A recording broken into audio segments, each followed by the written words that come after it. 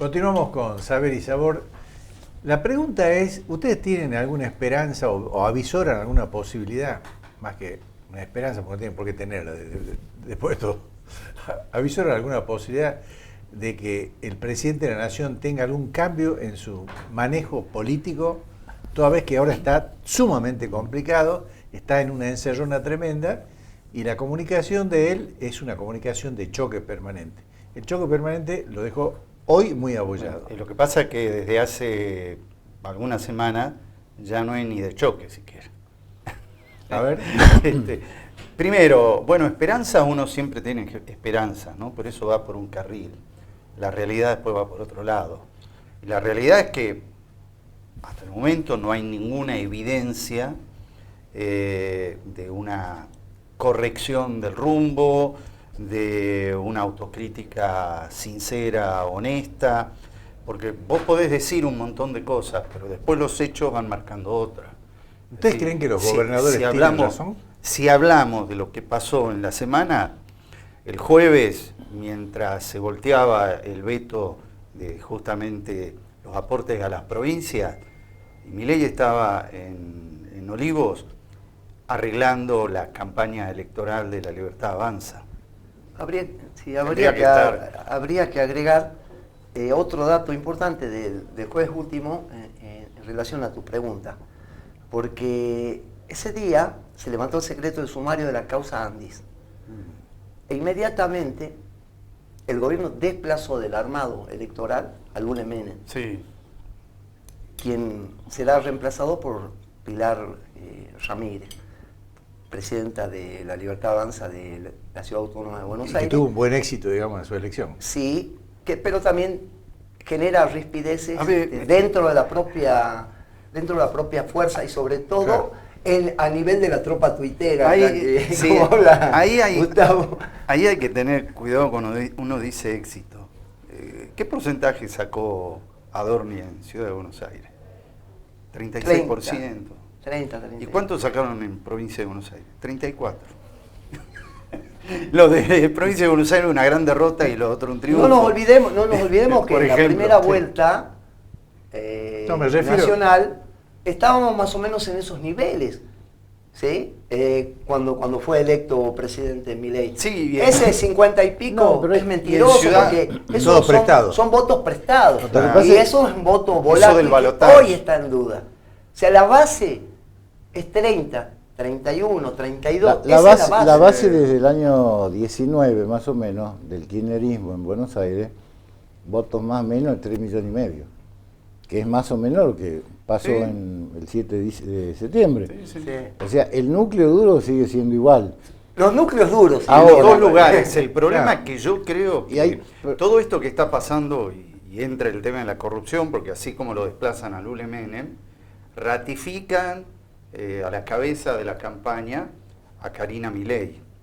Y yo creo que ahí es donde vino el golpe más duro que terminó de desestabilizar, ¿no?, la imagen del gobierno, la imagen del presidente, porque a partir de ese tema de las grabaciones es donde comienzan a registrarse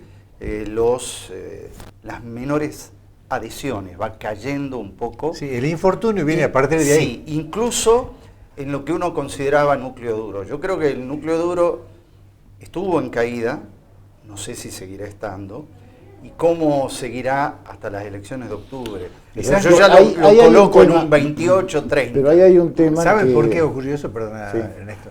Porque el peronismo, que es sagaz, es inteligente, es bien organizado, y para destruir no hay nada mejor que el peronismo, tenía puesto el caballo de Troya dentro de la estructura de Milei. Y eso trabajaron perfectamente, independiente de que sea verdad o mentira, de que sean corruptos, porque puede ser verdad o puede ser mentira. Si es verdad, es malísimo, y si es mentira, sí, bueno... El tema es que el gobierno no tuvo una buena comunicación para dejar en claro que no tenía nada que ver, por lo tanto, te queda la opción de que algo hay. Sí, que cayó todo. Ese es el problema. Que por eso, ese fue el tema, y ahí viene la pérdida de comunicación.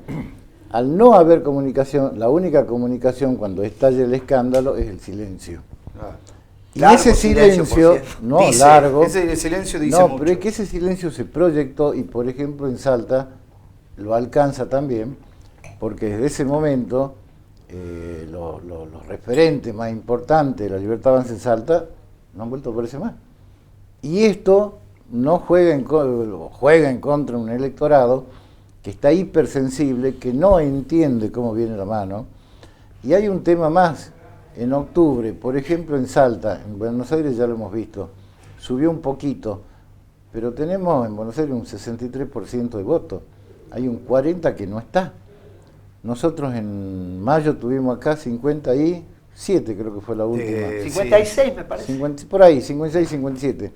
Entonces uno dice, los porcentajes por los cuales, entre comillas, ganás, son muy pírricos y muy engañosos. Porque decir, hemos ganado por el 30. Por el 30 de los que votaron.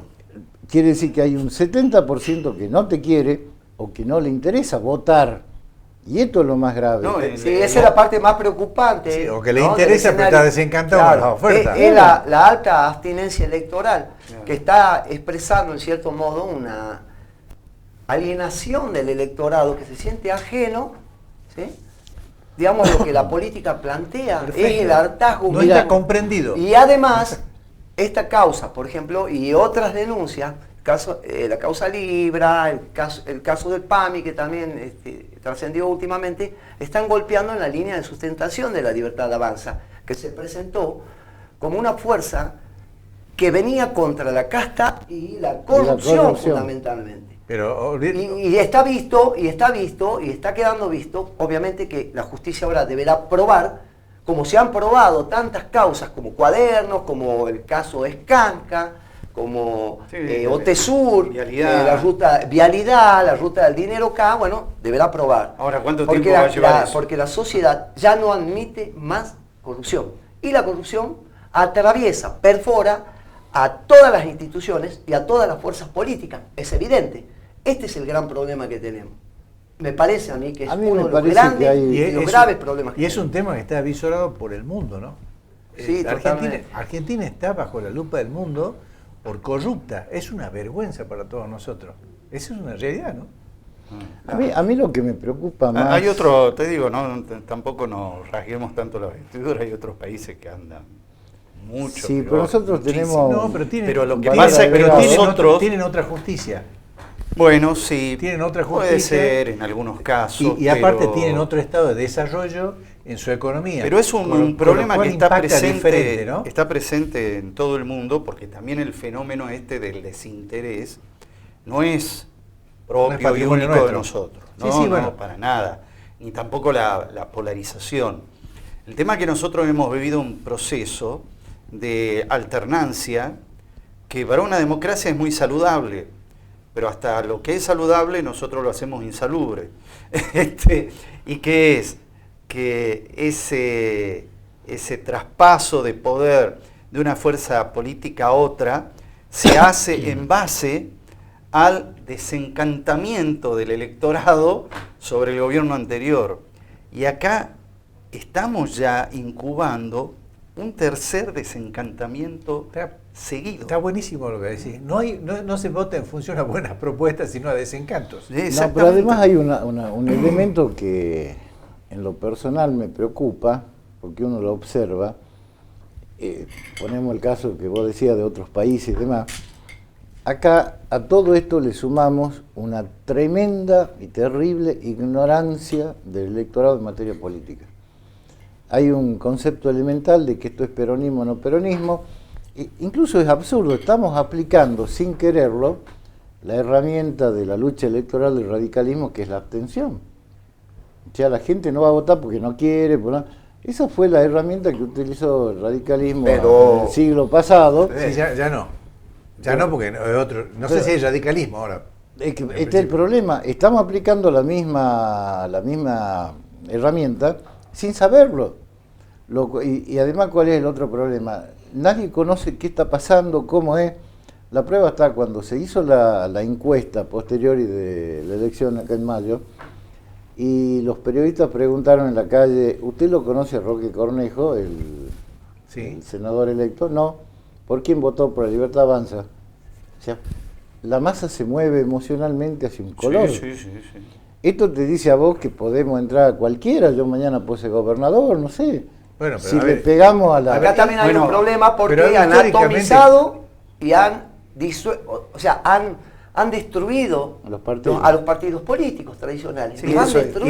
igual no nos engañemos, a ver. Porque últimamente, ¿qué hemos votado? Eslóganes, Pero- caras, no hemos votado doctrina. Pero Antonio, históricamente, no nos engañemos, los partidos políticos, por ejemplo, aquí en Salta, el peronismo, ¿qué votó la gente? ¿Votó todos los políticos que fueron electos? A ver, las elecciones dentro del peronismo eran una disimulación total de una elección. Había un montón de partener y los candidatos que decidía el líder político de Salta de turno, que los ubicaba en primer lugar, segundo lugar, tercer lugar, y los peronistas votaban lo que históricamente votan, digamos, en forma vertical. No hubo una elección limpia, digamos, de que se analice qué es lo que se vota. No sé, No, si bueno, me pero- entienden. Con pero acuerdos al menos- de cúpula, pero al menos- digamos, se definían las internas con acuerdos Sí, de pero en cúpula, los 80 que se intentó superar esto con las primarias abiertas, Sí, obligatorias y pero en los simultáneas. 80 había actividad política en los Sí. partidos. En Había los discursos, vida en los interna. discursos, no, pero había en la- elecciones. en las cámaras legislativas. Acá hubo estaban. una gran elección interna a la presidencia de la Nación entre Cafiero y Menem. Acá en Salta hubo una elección también, Espera, una lucha. En el 83. No, yo te estoy Juan hablando del 89. Sí, para el Con 89. Juan Carlos Romero, decís vos. No, yo te estoy hablando. Yo te estoy hablando de lo que 89 fue. estamos hablando de Hernán Cornejo. Claro, Hernán pero Cornejo. estamos hablando la interna nacional entre Menem y Cafiero. Sí, sí, me Eran acuerdo, los me dos acuerdo precandidatos. perfectamente. Sí, sí. Es más, acá, tanto Juan Carlos Romero como el gobernador Cornejo apoyaban a Cafiero. Sí, sí, a Menem. Y ganó Menem. A Menem no lo quería nadie. aquí en Y Salta. ganó Menem. La única que lo quería Menem, ¿sabes quién Silvia era? Troyano. Silvia Troyano. Bueno. Fue a recibirlo con un bondi Sí, chiquito exactamente. con 4 peronistas al aeropuerto. La Bueno, vi pasar. para el año 95 acá hubo una interna entre Julio Mera Figueroa y Juan Carlos Romero. El candidato en primer término a congresal o congresista del PJ provincial de la lista del ministro Mera Figueroa, era ministro en esa época, era Juan Manuel Urtubey. Como para que Sobrino. hagan recuerdo, Sobrino. tengan Claro. memoria. O sea, todo en familia siempre, Sí, ¿no? sí. Bueno, Pero ahí empieza pero tuvieron otro una fenómeno lucha interna. también. Y hubo una interna, que fue maravillosa en el Partido Justicialista, la candidatura a intendente, donde Miguel Isa le gana a Alejandro San Millán. Sí, cuando... ¿Eh? Y después Sí, va a la en la Cámara, intendencia. Alejandro. Tengo que ir a un corte, vemos qué dicen nuestros anunciantes. Enseguida volvemos.